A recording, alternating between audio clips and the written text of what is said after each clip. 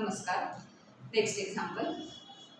5 boys and 4 girls are to be seated in a row for a photograph. Find number of seating arrangements in which first is all girls always together and second no two girls are together. So हे दोन examples आपल्याला इथे solve करायचे. In general किती people आहेत तर 9 peoples आहेत. तर 9 people ची arrangement in a row म्हटलंय त्यामुळे arrangement येणार permutation येणार. पण फक्त 5 + 4 असं केलं असतं 9 people in 9 places तर 9p9 असं त्याचा आन्सर आला असतं. पण इथे काही कंडिशन्स घेतले आहेत तर त्या कंडिशन्स अप्लाय करून आपल्याला परम्युटेशन काढावं लागेल. फर्स्ट एक्झाम्पल आहे ते थोडंसं आधीच्या एक्झाम्पल सारखं आहे त्याप्रमाणे ते सॉल्व्ह करायचं.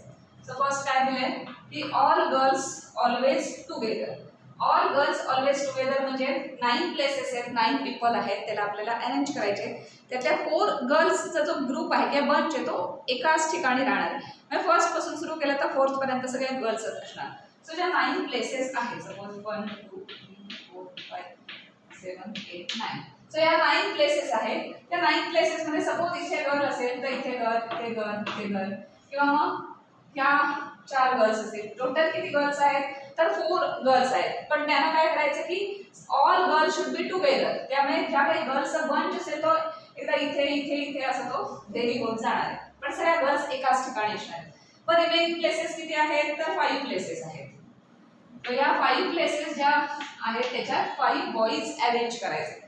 पण आता टोटल एलिमेंट्स किती झाले अरेंजमेंटचे कारण हा जो गर्ल्सचा बंच आहे जो इथे आहे तो आपण इथे पण घेऊ शकतो आणि मग रिमेनिंग 5 प्लेसेस घेऊ किंवा हा गर्ल्स आहे तो इथे सेकंड प्लेस पासून सुरू करू शकतो मग इथे तो ग्रुप येईल आणि मग रिमेनिंग प्लेसेस मध्ये बॉईज अरेंज होतील.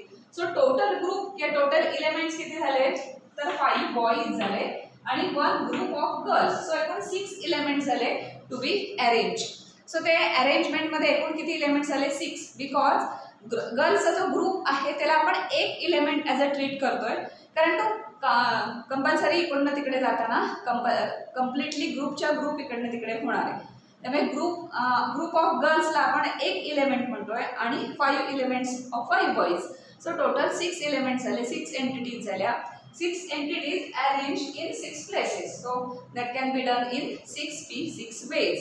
पण at the same time या ज्या गर्ल्स आहेत त्याच फिक्स जागी राहणार नाहीत ना की ही गर्ल इथे इथे अशा नाही तर त्या सुद्धा एकमेकांमध्ये इंटरनली अरेंज होणार आहेत. सो त्यांच्या पण डिफरंट अरेंजमेंट येणार आहेत आणि सायमल्टेनियसली होणार आहे. सो हा जो ग्रुप आपण कन्सिडर केला आहे त्याचे इंटरनल अरेंजमेंट किती होतील तर 4 girls and 4 places. So 4p 4 वेजने गर्ल्स पण इंटरनली अरेंज होतील आणि इन जनरल किती एलिमेंट्स आहेत तर 6 एलिमेंट्स आहेत because 5 boys and 1 girls group. तो 6 एलिमेंट्स. फर्स्ट आहे all girls always together. All girls always together हे असल्यामुळे there are total 6 elements. There are total 6 elements to be arranged. का 6 ते लक्षात आले अशा टाइपचे एक्झाम्पल झाले की ते असं येईल लक्षात तुमच्या बरेच एक्झाम्पल्स वाटले की to be arrange in 6 places.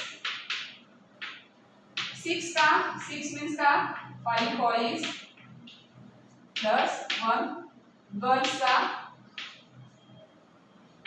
Group आहे ना त्याला आपण एक एंटिटी असं म्हटलंय. त्या 1 गर्ल्स ग्रुपचा एक एंटिटी असं म्हटलंय म्हणून ते टोटल 6 एलिमेंट झाले. सो 6 एलिमेंट इन 6 प्लेसेस हे किती वेजने होईल इन 6p 6 वेज. हे 6p 6 वेज एक्स्टर्नली आपण हा गर्ल्सचा ग्रुप म्हणून एक घेतला आणि 5 वेज टोटल 6 झाले. 6p 6 ने ते अरेंज होतील. पण त्याच वेळेला ह्या ग्रुपमध्ये ज्या गर्ल्स आहेत ते इंटरनली पण अरेंज होतील. त्या किती वेजने होतील तर 4 places 4 girls. So 4p 4 वेजने and internally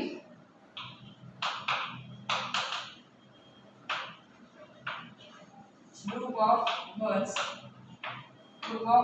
girls can be arranged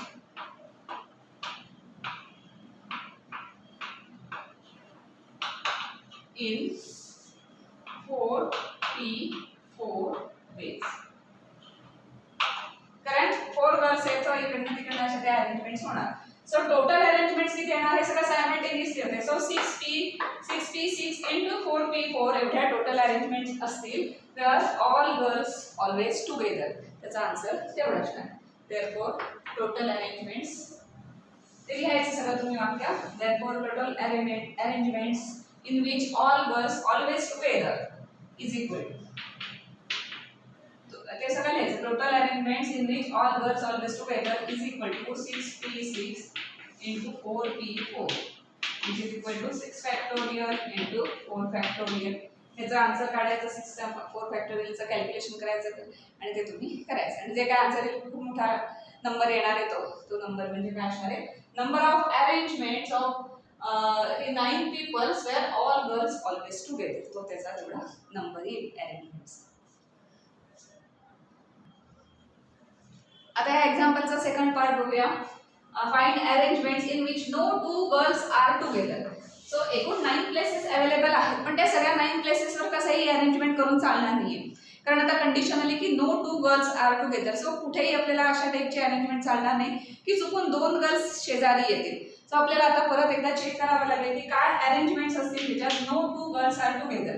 आधी आपण त्यामुळे बॉईजची अरेंजमेंट करून घेणार. बॉईज किती आहेत 5 बॉईज आहेत आणि no two girls are together म्हटल्यावर बॉईजच्या अरेंजमेंटच्या मध्ये एक गर्ल आपण घेतली तर no two girls are together ही जी कंडिशन आहे ती फुलफिल होईल. सो किती बॉईज आहेत तर 5 बॉईज आहेत. सो 1 2 3 4 5. सो या 5 प्लेसेसला आपण बॉईज जर अरेंज केले ते देमसेल्फ अमंग देमसेल्फ ते अरेंज होणारच आहेत 5p5. सो बॉईजसाठी किती प्लेसेस आहेत 5 प्लेसेस आहेत आणि no two girls are together त्यामुळे आपल्याला आता बघायला लागेल की गर्ल्स कुठे येतील तर इथे गर्ल असू शकते इथे असू शकते गर्ल इथे आणि इथे. टोटल किती आहेत 4 गर्ल्स आहेत पण तिथे प्लेसेस किती अवेलेबल आहेत ते आपण बघतोय. सो ह्या 4 प्लेसेस अवेलेबल आहेतच पण स्टार्ट पण गर्लने करू शकतो आपण. सो इथे पण गर्ल आपण प्लेस करू शकतो जेणेकरून इथे no two girls are together इथे सॅटिस्फाय होत आहे. इथे पण एक प्लेस दिसते तिथे पण आपण गर्ल प्लेस करू शकतो. सो गर्ल्ससाठी अवेलेबल प्लेसेस किती आहेत तर टोटल 1 2 3 4 6 प्लेसेस आहेत. त्या 6 प्लेसेसवर 4 गर्ल्स अरेंज करू शकतो आपण कारण तेवढ्या गर्ल्ससाठी अवेलेबल प्लेसेस आहेत. आणि बॉईजसाठी अवेलेबल प्लेसेस किती आहेत तर 1 2 3 4 5. सो 5 प्लेसेस अवेलेबल आहेत. अवेलेबल म्हणजे तिकडे तुम्ही अरेंज करू शकता. 6 गर्ल्स नाही आहेत एका वेळेला 6 गर्ल्स आपण प्लेस नाही करणार.